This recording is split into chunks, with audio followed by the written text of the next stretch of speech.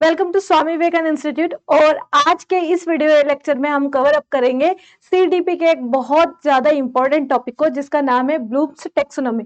Blooms taxonomy एक ऐसा topic है जिससे शायद ही कोई टीचिंग एग्जाम हो जहां पे क्वेश्चन नहीं आता है। ठीक है, तो ब्लूम्स टैक्सोनॉमी ऑलमोस्ट सारे ही एग्जाम्स में जो कि टीचिंग से रिलेटेड है में यहाँ से क्वेश्चन आते हैं। और डेफिनेटली आपको अपकमिंग सीटेट के एग्जाम जो है दिसंबर वाली में भी यहाँ से बहुत सारे क्वेश्चन देखने को मिलेंगे। तो चलते हैं, स्टार्ट करेंगे आज के वीडियो लेक्चर को बिना किसी डिले के। ठीक है, तो बेसिकली बात करने जा रहे हैं ब्लूम्स टैक्सोनॉमी की। ठीक है, अब ब्लूम्स टैक्सोनॉमी है क्या, इसमें क्या क्या चीजें हैं, ठीक है, क्या क्या इसके अंदर मेन टॉपिक्स आपको पढ़ना चाहिए, क्या नहीं पढ़ना चाहिए, उस सब के बारे में डिटेल डिस्कशन करना स्टार्ट करते हैं। ठीक है, चलिए, बेसिकली जो ब्लूम्स टैक्सोनॉमी है वो आपको दी है बेंजामिन ब्लूम ने। ठीक है, बेंजामिन ब्लूम जो थे वो एक अमेरिकन साइकोलॉजिस्ट थे, उन्होंने ये वाली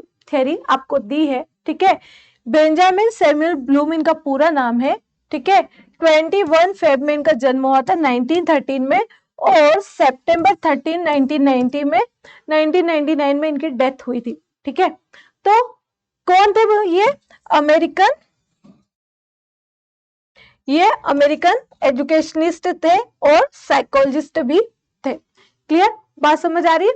चलिए, और इन्होंने जो थ्योरी आपको दी है वो दी है मास्टरी ऑफ लर्निंग पे। ठीक है, क्लियर, मतलब कि ये जो भी थ्योरी है, ब्लूम्स टैक्सोनॉमी की जो थ्योरी है, बेसिकली ये किस पे डिपेंड करती है?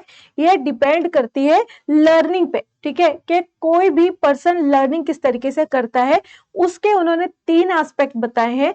पहला उन्होंने दिया है कॉग्निटिव, दूसरा उन्होंने दिया है अफेक्टिव, और तीसरा उन्होंने दिया है साइकोमोटर डोमेन। ठीक है, इनके बारे में एक एक करके हम बात करते हैं। ठीक है, होपफुली आपको बेंजामिन ब्लूम्स के बारे में कुछ समझ आया होगा। चलिए, अब जब हम आगे बात करेंगे तो इन्होंने, जैसा कि मैंने आपको पहले बताया कि लर्निंग के बारे में बताया कि लर्निंग किस तरीके से होती है, किसी भी स्टूडेंट की या किसी भी पर्सन की, कोई भी पर्सन किस तरह से लर्न करता है। बेसिकली उसके 3 एस्पेक्ट होते हैं according to Bloom, Benjamin Bloom. ठीक है, कौन कौन से, चलो देखते हैं। सबसे पहले जो है वो है इसका कॉग्निटिव डोमेन। ठीक है, ठीक है, तो सबसे पहले जो है वो कॉग्निटिव डोमेन। नंबर 2 पे बात करेंगे हम अफेक्टिव डोमेन की। ठीक है, नंबर 3 पे हम लोग बात करेंगे साइकोमोटर डोमेन की। ठीक है, तो इस तरीके से टोटल कितने डोमेन है? 3 डोमेन है। इसका हिंदी में मैं यहाँ पे दिया हुआ है, ज्ञानात्मक भी बोलते हैं और सज्ञानात्मक भी बोलते हैं। ठीक है, कंफ्यूज मत होइएगा, इसको सज्ञानात्मक भी बोलते हैं, ज्ञानात्मक भी बोलते हैं। नंबर 1, नंबर 2 भावात्मक यानी कि अफेक्टिव, और नंबर 3 क्रियात्मक यानी कि साइकोमोटर डोमेन। ठीक है, बात समझ आ गई? चलते आगे की तरफ, वन बाय वन एक एक करके समझेंगे कि सब चीजें है क्या। ठीक है, चलिए, सबसे पहले अगर बात करेंगे हम कि अगर सबसे पहले अगर हम बात करेंगे, there is more than one type of learning. ठीक है, लर्निंग के कितने टाइप है? एक से ज्यादा टाइप्स होते हैं। A committee of college led by Benjamin Bloom 1956, ये ईयर आपको याद रखना है। कौन से ईयर में थी? 1956 में एक कमेटी थी किसी कॉलेज की, जिसको ब्लूम जो है वो लीड कर रहे थे। उन्होंने 1956 में क्या किया? Identified 3 domains of educational activities. उन्होंने एजुकेशनल एक्टिविटीज के 3 डायमेंशन बताए। ठीक है, कौन कौन से डायमेंशन बताए थे? वही जो अभी हमने डिस्कस किए आपसे।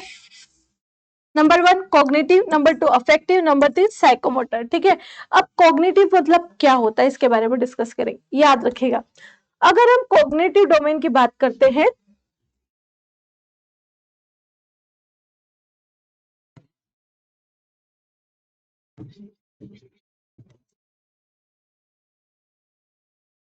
When we talk about cognitive domain, तो जब भी आपसे कोग्निटिव डोमेन की बात होगी तो एक बात याद रखिएगा कि कोग्निशन जहां भी वर्ड आता है इसका मतलब होता है मेंटल एक्टिविटी। ठीक है, मतलब cognition is all about mental activities. किसकी बात करेंगे? Mental activities. अच्छा, मेंटल एक्टिविटीज में कौन कौन सी चीजें आती है आपकी? जो कुछ भी आप सोच रहे हो, ठीक है, थिंकिंग, है ना। कौन कौन सी चीजें आ गई ये देखिए, ये देखिए यहाँ पे थिंकिंग, ठीक है, नंबर 1। इसके अलावा प्रॉब्लम सॉल्विंग,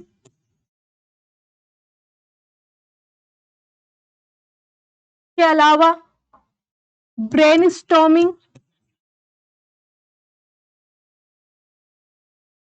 इसके अलावा, ठीक है, thinking, problem solving, brainstorming, memory, हर वो काम जो आप ब्रेन से कर रहे होते हैं, इमेजिनेशन,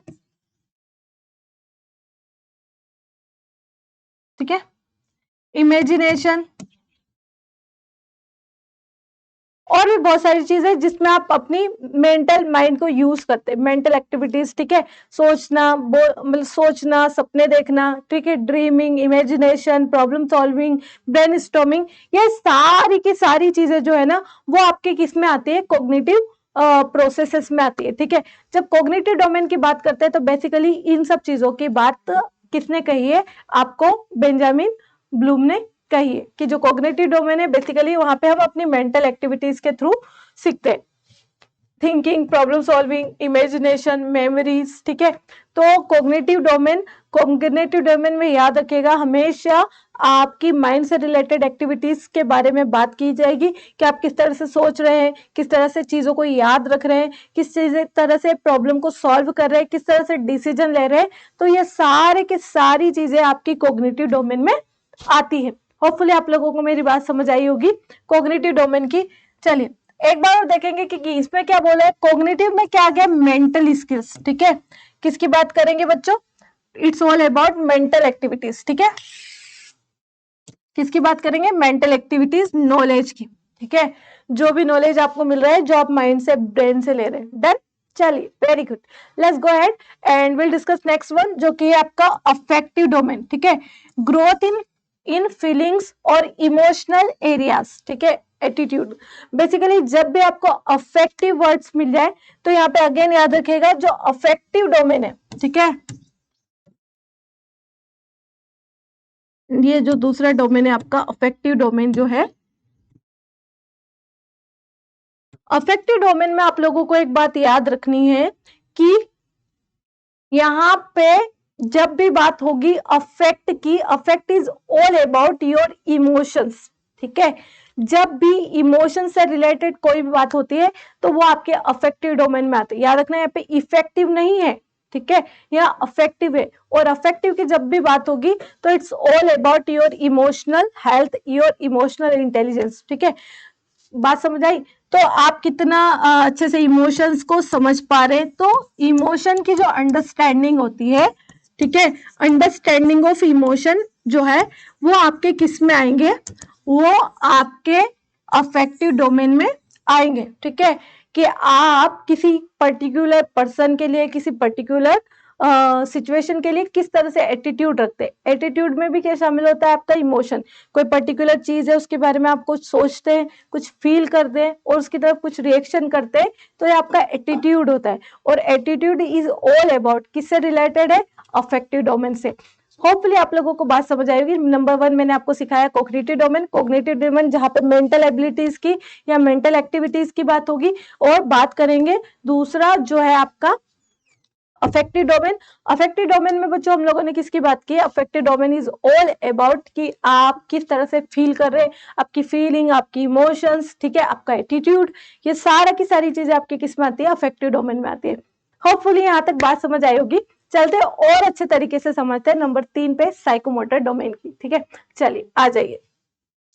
तो जब हम साइकोमोटर डोमेन की बात करेंगे तो मैनुअल आर फिजिकल स्किल्स, यानी कि स्किल्स, साइको और मोटर, ठीक है। जब ये दो वर्ड मिल गए, साइको मतलब आपकी साइकोलॉजी, मोटर मतलब कि आपका मूवमेंट, ठीक है। तो मूवमेंट से रिलेटेड जो आपकी साइकोलॉजी होती है, ठीक है, स्किल जिसको बोलते हैं, ठीक है। तो स्किल्स जब आप सीख रहे हो किसी भी टाइप की, चाहे आप स्विमिंग सीख रहे हो, चाहे आप कंप्यूटर पर कुछ सीख रहे हो, चाहे आप पेंटिंग सीख रहे हो, चाहे आप कुछ भी सीख रहे हो, ठीक है।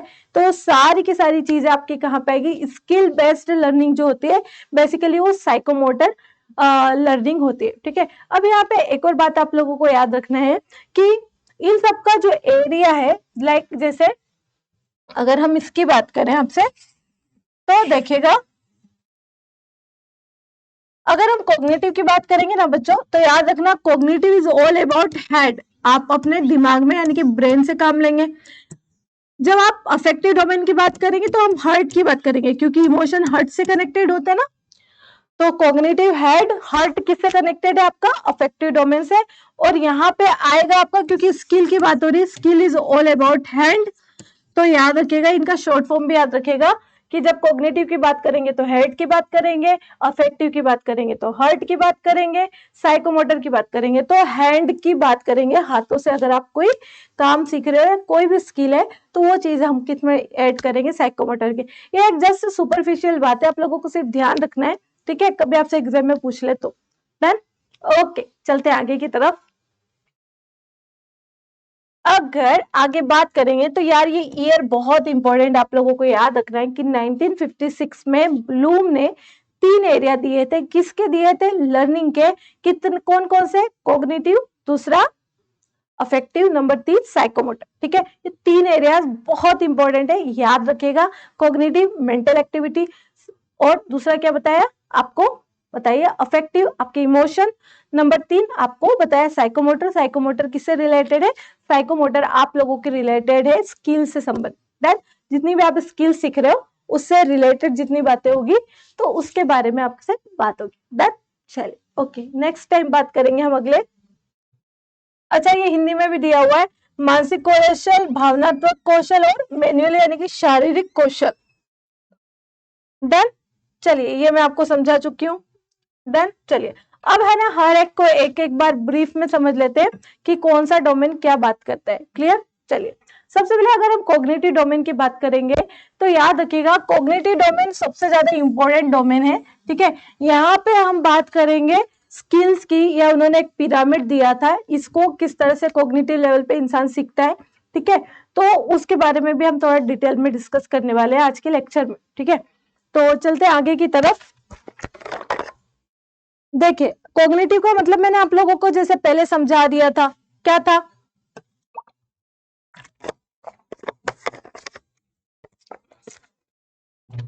देखिए मैंने आपको बताया था कि द कॉग्निटिव डोमेन, जो कि 1956 में आया था, knowledge and the development of intellectual skill, ठीक है। नॉलेज एंड डेवलपमेंट, जो ब्रेन से रिलेटेड आपका नॉलेज है और जो आईक्यू है, इंटेलेक्चुअल स्किल्स है, वो सारा कॉग्निटिव डोमेन में आता है। डन, चलिए चले आगे की तरफ। आगे, दिस इंक्लूड्स रिकॉल, किसी चीज को याद करना, है ना, किसको याद करोगे, स्पेशल फैक्ट्स को, है ना, प्रोसीजर को, किसी चीज को याद करने की, पैटर्न को, कॉन्सेप्ट्स को, ठीक है।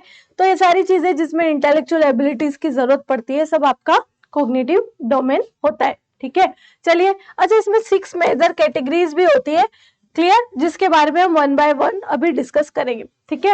होपफुली यहाँ तो समझ आ गया होगा आपको, यहाँ पे समझने लायक कुछ है नहीं, इससे पहले मैं आपको समझा चुकी हूँ। राइट, चलते हैं अगली साइड की तरफ। ये है आपकी मेन चीज, ठीक है। अब ये क्या बोलता है, ये आपका ब्लूम्स टैक्सोनॉमी का पिरामिड है,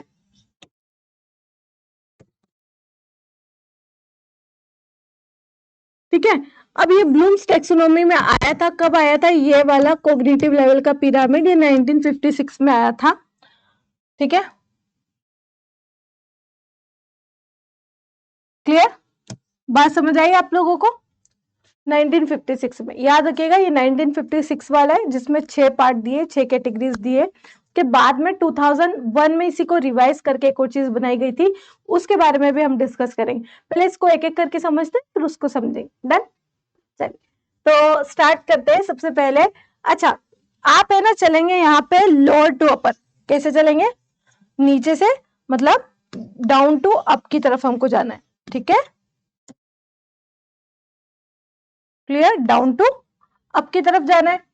नंबर 1 क्या दे रखा है, knowledge, number 2 understand, number 3 application, number 4 analysing, number 5 है आपका सिंथेसाइजिंग, और नंबर 6 है आपका इवेल्युएशन, ठीक है।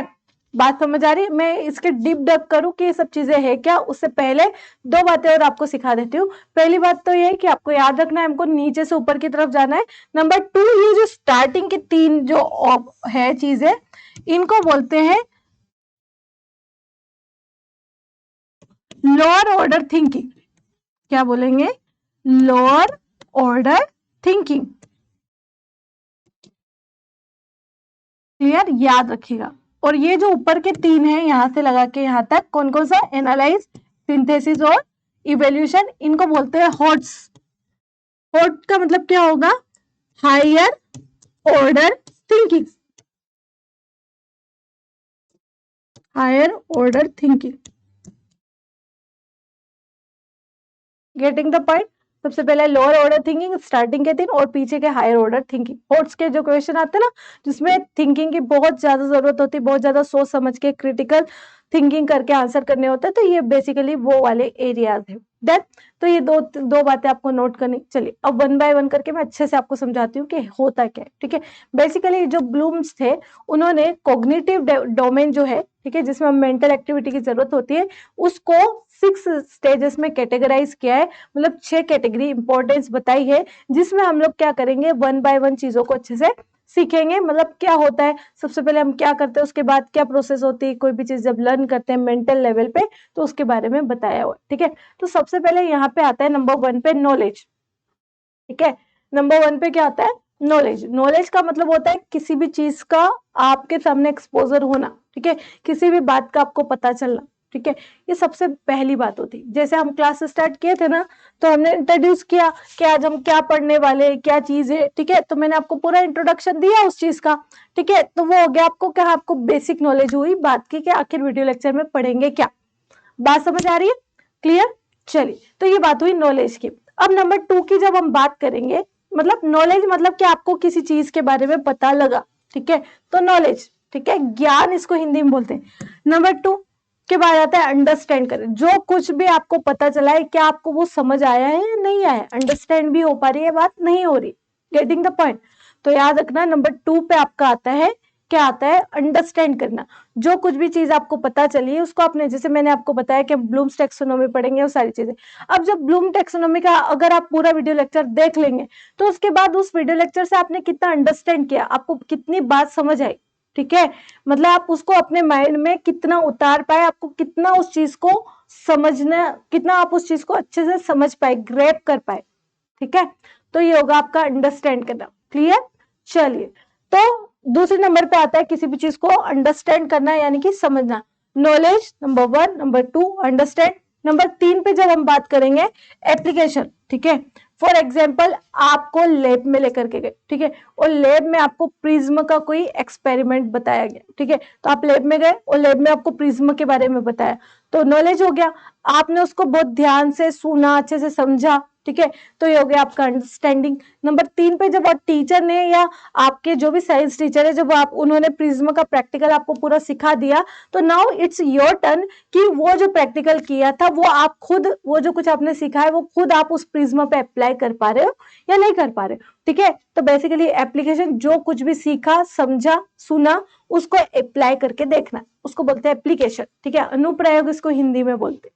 ठीक है, नंबर 3 पे आता है एनालिसिस और सिंथेसिस। ये दोनों प्रक्रियाएं, इनको ध्यान से समझना आप लोग, ये क्या होती है। ठीक है, एनालिसिस मतलब होता है आपने एप्लीकेशन करके देख लिया। अब आप जब एप्लीकेशन कर रहे हो ना, तो आप स्टेप बाय स्टेप कोई काम कर रहे हो, एप्लीकेशन कर रहे हो, तो स्टेप बाय स्टेप करोगे, तो अपनी हर एक स्टेप को बहुत बारीकी से सोचना। जब वो हो गया आपसे, आपने प्रैक्टिकल कर दिया, उसके बाद आपने क्या क्या किया था, किस तरीके से किया था, उसको वापस से ध्यान से सोचना, समझना। ठीक है, एक एक करके उसको एनालिसिस करना, उसका विश्लेषण करना कि जो कुछ भी स्टेप आपने लिए हैं, जो कोई भी प्रैक्टिकल आपने किया है, वो कितना सही किया, कितना गलत किया, उसके बारे में विचार करना। ठीक है, इसको बोलते हैं एनालिसिस करना।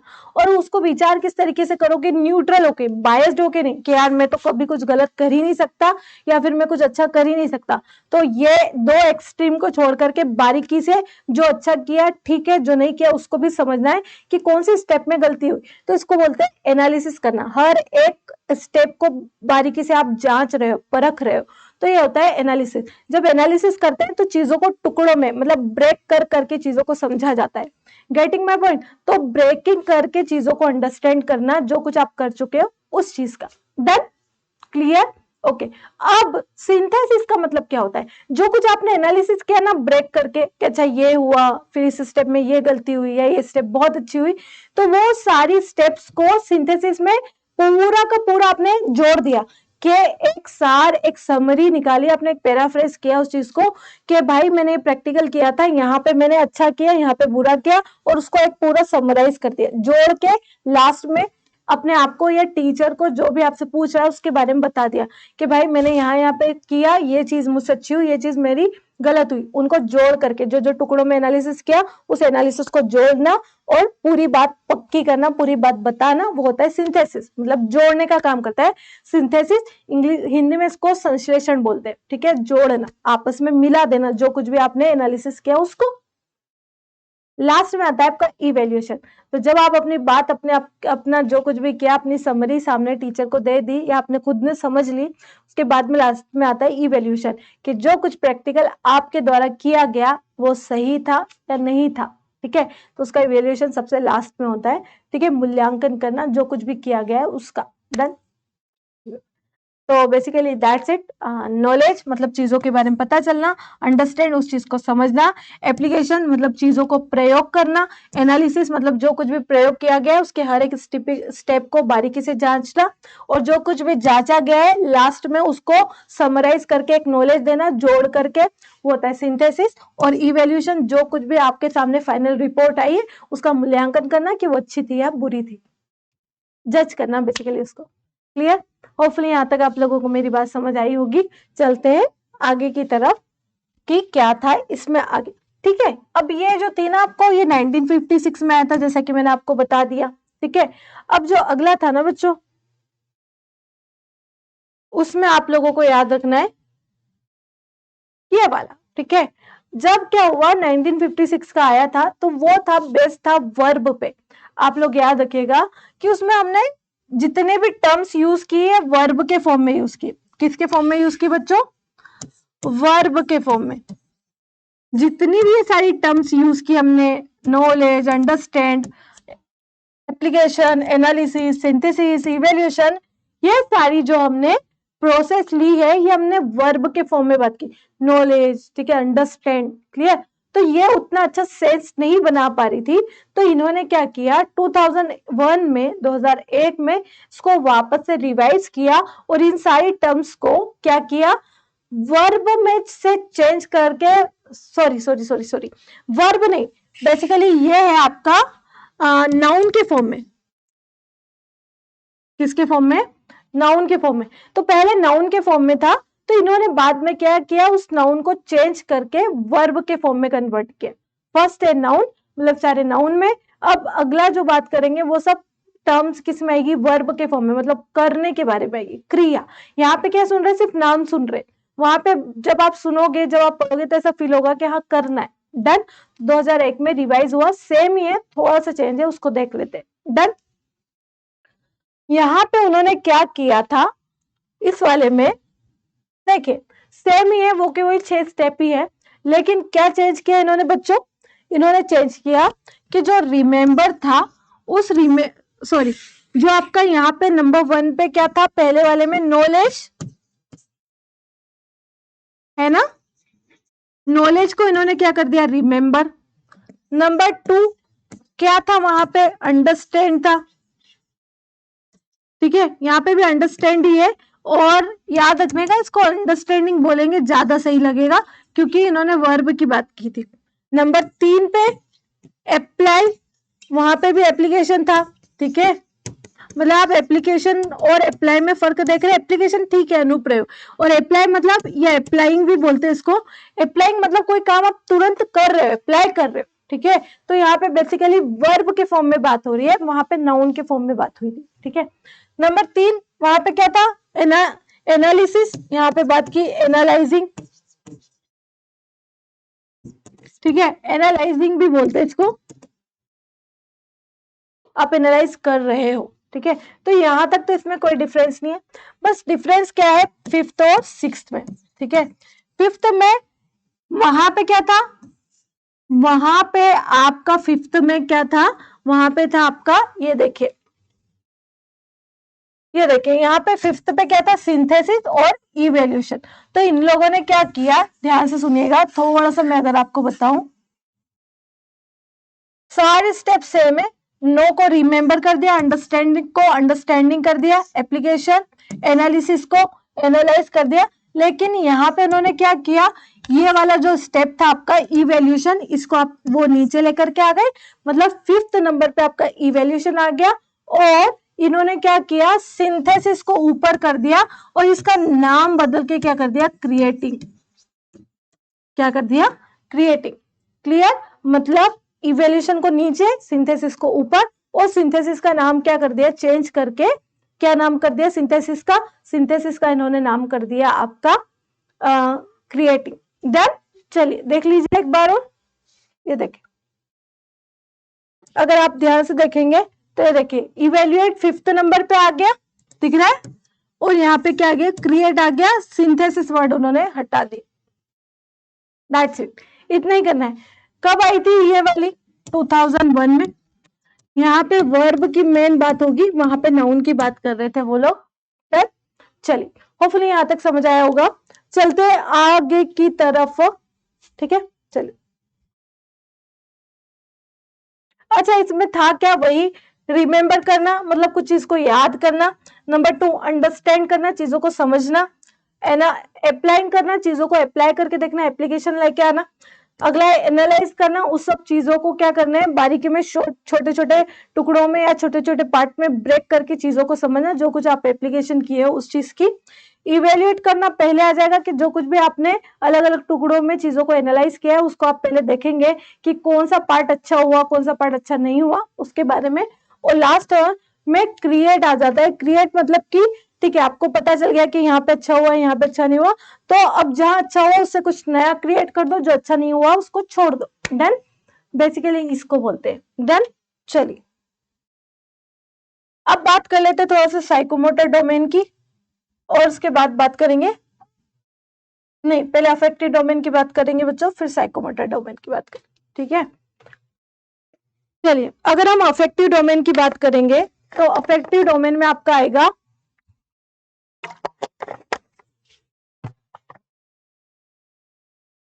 सबसे पहले emotional things, feelings, values, appreciation, enthusiasm, motivation, attitudes, ये सब आपका अफेक्टिव डोमेन में आएगा। मैंने आपको पहले भी बताया है कि affective domain is all about कि आप किस तरह से फील करते हैं, आपके इमोशंस क्या है। तो बेसिकली इमोशन की अंडरस्टैंडिंग जो है वो आपका अफेक्टिव डोमेन, ठीक है। आप कितना अच्छे से चीजों की को लेकर के आपका एटीट्यूड है, आपकी पर्सनैलिटी कैसी है, इमोशंस कितना आप कंट्रोल में रखते हैं, आपकी फीलिंग्स किस तरह की जनरेट होती है, वो सारी की सारी चीजें अफेक्टिव डोमेन में आती है। क्लियर, होपफुली बात समझ आ गई होगी। क्लियर, इससे ज्यादा तो और कुछ इसमें समझने की जरूरत नहीं है, ठीक है। इसमें और भी अंदर 5 टाइप्स दिए हुए हैं, तो वो अभी हमको पढ़ने की जरूरत नहीं है, क्योंकि आपके सीटेड एग्जाम में वहां से कोई क्वेश्चन आता नहीं, ठीक है। तो आप इतना समझ लो, वही बहुत है। क्लियर, चलिए अब चलते हैं आगे की तरफ। नेक्स्ट है आपका साइकोमोटर डोमेन। साइकोमोटर डोमेन की जब बात करते हैं हम, ये सिम्पसन ने दिया है ब्लूम्स टैक्सोनॉमी में, ठीक है। तो इंक्लूड फिजिकल मूवमेंट, क्या इंक्लूड है साइकोमोटर में, फिजिकल मूवमेंट, ठीक है, coordination and use of motor skill areas. क्या क्या बोला बच्चों, सबसे पहले बोला फिजिकल मूवमेंट और कोऑर्डिनेट। फिजिकल मूवमेंट मतलब जो कुछ भी आप फिजिकल लेवल पे मूवमेंट कर रहे हो, कोऑर्डिनेशन मतलब कोई भी काम कर रहे हो, आप कोई भी एक्टिविटी कर रहे हो तो कितना परफेक्टली फाइन अलाइन में है, कितना अच्छे से कर रहे हो, ठीक है। जैसे कोई क्रिकेटर है, क्रिकेट खेल रहा है तो कितना फाइनली कोऑर्डिनेट कर रहा है उसके दूसरे बॉडी पार्ट से जब अब वो खेल रहा है। तो कोऑर्डिनेशन, फिजिकल मूवमेंट, इसके अलावा और क्या बात होगी, इसके अलावा आप लोगों की बात होगी मोटर स्किल एरियाज की, ठीक है। मोटर स्किल एरियाज में लाइक जैसे बॉलिंग हो गई, बैटिंग हो गई, है ना, जंपिंग हो गई, ठीक है, स्विमिंग हो गई, ठीक है। तो इसमें क्या होता है, जो लोग ओलंपिक में जाते हैं या नेशनल लेवल पे या इंटरनेशनल लेवल पे बड़े बड़े गेम्स खेलते हैं, तो जितने भी एथलीट होते हैं बेसिकली वो अपनी मोटर स्किल्स को बहुत ज्यादा इंप्रूव करके वहां पे जाते हैं। तो वो सारी की सारी चीजें आपकी किस में काउंट होगी, साइकोमोटर डेवलपमेंट। डन, होपफुली आप लोगों को मेरी बात समझ आई होगी। क्लियर, और इसके लिए क्या होता है, development of this skill require practice, मतलब आपको पता है ना, क्रिकेटर्स हुए या फिर जो भी एथलीट्स हुए, टेनिस प्लेयर हुए या कोई भी प्लेयर हुआ किसी भी गेम का, वो बहुत ज्यादा प्रैक्टिस करता है, ठीक है। तो उनकी स्किल किस तरह से डेवलप होती है, बहुत ज्यादा ग्राउंड पे प्रैक्टिस करने से। तो साइकोमोटर स्किल को अगर इनहेंस करना है तो it demands a lot of practice, a lot of practice इसके लिए चाहिए होती है। अब देखिएगा, अगर आप कभी की क्रिकेट मैच देखते हैं, कोई भी मैच देखते हैं, फुटबॉलर हुए, तो आप देखेगा कि इनकी रूटीन कितनी हेक्टिक होती है। लाइक ये बहुत ज्यादा मेहनत करते हैं, ठीक है। कहाँ पे, ग्राउंड पे बहुत ज्यादा इनकी प्रैक्टिस होती है, आवर्स और आवर्स और आवर्स की प्रैक्टिस होती है, ठीक है।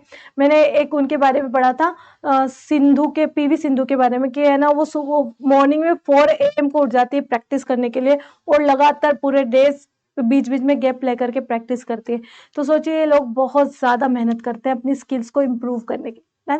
Okay, let's go ahead and बात करेंगे, ठीक है। And is measured in terms of, किस में मेजर किया जाता है, स्पीड में, प्रिसीजन में, डिस्टेंस में, है ना, प्रोसीजर में, टेक्निक्स में, एंड इन एग्जीक्यूशन। मतलब वो कितना, जैसे अगर कोई रनर है तो कितना दौड़ पा रहा है, उसकी स्पीड से फिर हम इसको मेजर करेंगे। कोई बॉलर है तो कितनी स्पीड से वो बॉल फेंक पा रहा है, या जो बैटर है, ठीक है, वो कितनी अच्छे से अपनी जो मूवमेंट है उसको यूज कर पा रहा है। बेसिकली इन सब चीजों के आधार पर इनको मेजर किया जाता है, ठीक है। तो होपफुली आपको ये सब बातें समझ आई होगी। That's it for Bloom's taxonomy, ठीक है। इतनी ही बातें आप लोगों को याद रखनी है। चलते हैं एक दो क्वेश्चन इसके देखेंगे कि क्वेश्चन किस तरीके से आते हैं। क्लियर, एक बार मैं इसको समराइज कर देती हूँ आप लोगों के लिए। हम लोगों ने ब्लूम्स टैक्सोनॉमी पढ़ी। ब्लूम्स टैक्सोनॉमी में उन्होंने हमको 3 मेजर एरिया दिए लर्निंग के। बताइए कौन कौन सा है। नंबर 1 कोग्निटिव, जिसमें हम मेंटल एक्टिविटीज की बात करेंगे, ठीक है। नंबर 2 उन्होंने दिया हमको, क्या दिया, अफेक्टिव डोमेन। अफेक्टिव डोमेन में बेसिकली बच्चों हमने किसकी बात की, आपकी इमोशंस की। नंबर 3 इसमें हमने मेंटल एक्टिविटीज की बात की।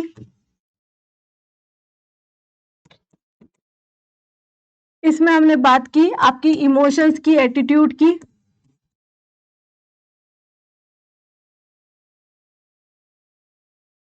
ठीक है, इसमें बात करेंगे अब साइकोमोटर की। तो साइकोमोटर में मैंने किसकी बात की थी, आप लोग बताइए। साइकोमोटर में बेसिकली हमने बात की थी फिजिकल एक्टिविटीज की। फिजिकल एक्टिविटीज की हमने इसमें बात की है। डन, चलिए, होपफुली यहां तक बात समझ आई होगी। क्लियर, चलिए अब जब हम आगे की साइड बात करेंगे, एक दो क्वेश्चन इसके देखेंगे। याद रखिएगा, तीनों मोस्ट इंपॉर्टेंट है, याद रखिएगा। क्लियर, अब एक दो क्वेश्चन यहां से देख लेते हैं कि क्वेश्चन कैसे आते हैं। ये फर्स्ट क्वेश्चन दे रखा है यहाँ पे, which of the following question test higher order thinking skill. देखो यहाँ पे कीवर्ड आ गया कि इनमें से कौन सी चीज जो है वो हायर ऑर्डर स्किल थिंकिंग को चेक करती है, ठीक है। High order thinking skill such as analysis and evaluation. Keyword आ गया एनालिसिस और इवेल्युएशन। हिंदी में भी दिया हुआ है, निम्नलिखित में कौन सा प्रश्न विश्लेषण एवं मूल्यांकन जैसे उच्चतर संज्ञानात्मक कौशल का आकलन करता है। तो मैं आपको 1 मिनट का टाइम दे रही हूँ, इसका आंसर कीजिए, आपके हिसाब से कौन सा होगा। पढ़िए फर्स्ट, सेकंड, थर्ड, फोर्थ इसके ऑप्शन। फर्स्ट ऑप्शन है इसका, what difference do you find between private and public health service in your area and why. मतलब ये क्वेश्चन पूछ रहा है कि कौन से क्वेश्चन में इवेल्युएशन की और एक और किसकी जांच होगी, आपकी एनालिसिस की। कौन सा क्वेश्चन इस तरह से प्रश्न पूछ रहा है कि बच्चे को अपना एनालिसिस और इवेल्युएशन वहां पे यूज करना पड़ेगा, ठीक है। तो पहला क्वेश्चन है कि what difference do you find between private and public health service in your areas and why. अपने क्षेत्र में आप निजी और सार्वजनिक स्वास्थ्य सेवाओं के बीच क्या अंतर पाते हैं और क्यों पाते हैं, ठीक है, number 1। Number 2, what does the civil right act of 1964 state. मतलब जो नागरिक अधिकार नियम है 1964 का, वो क्या प्रस्तावित करता है। Number 3, how many state are there in India. Bharat में कितने राज्य, ठीक है। लास्ट है, how are the numbers of legislative assembly selected. मतलब विधानसभा के सदस्य जो है वो कि कैसे चुने जाते, कैसे चुने जाते, ठीक है। अब इन चारों में से आप देखेंगे, अगर हम सेकंड वाले ऑप्शन की बात करें तो बहुत इजी सा क्वेश्चन है कि क्या कहता है, क्या प्रस्तावित करता है, एक लाइन में उसका आंसर हो जाएगा। तो ये तो आपका इवेल्युएशन और एनालिसिस नहीं करवाएगा।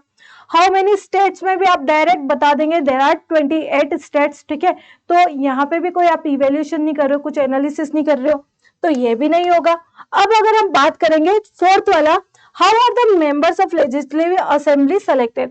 अब वो तो एक पूरी प्रक्रिया है, आपको जस्ट कॉन्स्टिट्यूशन में पढ़नी है, संविधान में पढ़नी है और जस्ट बता देनी है। अब यहाँ पे आप खुद से क्या ही इवेल्युएट करोगे, तो ये भी आपका आंसर नहीं होगा, आपका आंसर होगा 1।